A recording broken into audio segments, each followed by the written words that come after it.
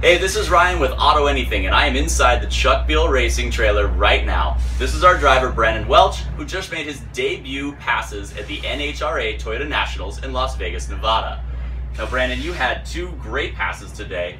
The first one you did in 4.3 seconds at 291, very respectable. The second one got a little toasty though. Why don't you walk us through what happened? Yeah, you know, we were happy to make it to the finish line with the first run of 4:30. It was a good run.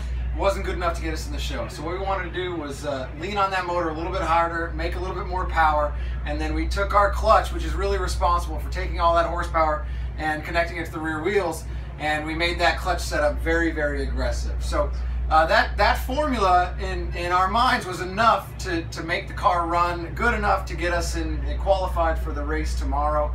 And what we found was that formula was actually enough to really do some damage with the car. So what happened on that run was I launched that car, it left hard and fast straight down the middle of the racetrack, and about halfway down track I noticed the engine sounded a little bit weird, but I could see the finish line. I really wanted to get it there to get a good time for the team, get us in the show tomorrow. But before I could get to the finish line, there was a kaboom, big concussion. All of a sudden I'm engulfed in flames. All I can see is fire all around me. It got very, very hot. I took a big deep breath, hot air burning my lungs. And at that point, you're in survival mode. I was in self-preservation, yanking hard. I have a brake lever that I pull, yanking as hard as I could on the brake to get stopped. We have fire extinguishers. I pulled those on our onboard fire extinguishers, pulled the parachutes to get slowed down, and just yanked as hard as I could. Before the car was totally stopped, I unbuckled those seat belts because it was really hot in the car, and I hopped out of the roof hatch. And we got medical attention for me, but I was totally fine. Just a little bit of a scare. But man, the race car we can't say the same for. Yeah.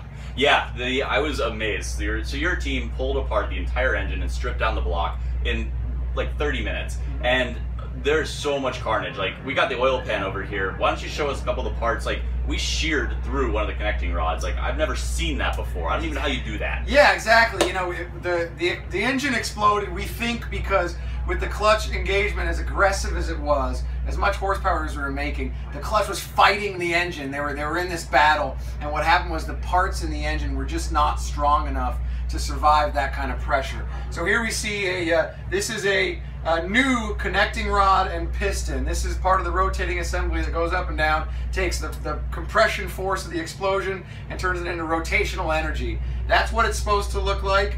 And what we found when we blew the motor, this is actually one of the connecting rods from inside the car. So what you see is it basically sheared it in half lengthwise. I've never seen that. Usually maybe in half this way. This is where a rod actually connects to the crankshaft, and you can see it's just carnage. What happens when you blow a connecting rod, break a connecting rod, is usually it breaks other connecting rods in it, and it shoots all those pieces down through the bottom of the motor. This is the oil pan. As you can see, it's great audio. You know, there's just a ton of carnage, and you know what happens is you see there's just windows through the side of the oil pan that parts were shot through. And that's on both sides, because basically all of those parts and pieces in the motor just get ejected out the bottom of the engine. This was a very expensive pass, so thank God we have good sponsors like AutoAnything. And what's amazing here too, right? Like, this is what happens when 10,000 horsepower doesn't want to play nicely. And I think that's what's super impressive. Like, thank you for the hands-on, like, this is like a show and tell for, like, I'm super happy with this type of stuff. It's fun. It's kind of sad because I really liked this motor. I wanted to see it stay together. But you know what? Great souvenirs from a weekend of funny car racing. You know, it doesn't get any more real than a big chunk of something probably that used to be a connecting rod, but it looked like you just hammered this out of the side of a mountain. Seriously. Yeah.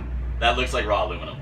Yeah, exactly. Nice. All right, well, we got Pomona in 2 weeks, so we're gonna we're gonna come out big there, I think. Absolutely. So, you know, we've got more parts where that came from. We're leaning on the tune-up. We've got some ideas how to make this motor stay together, and our goal is to really light the world on fire and make that show and give them a heck of a race. Heck yeah. I'm looking forward to it. I hope you guys tune in, and we'll see you in a couple weeks.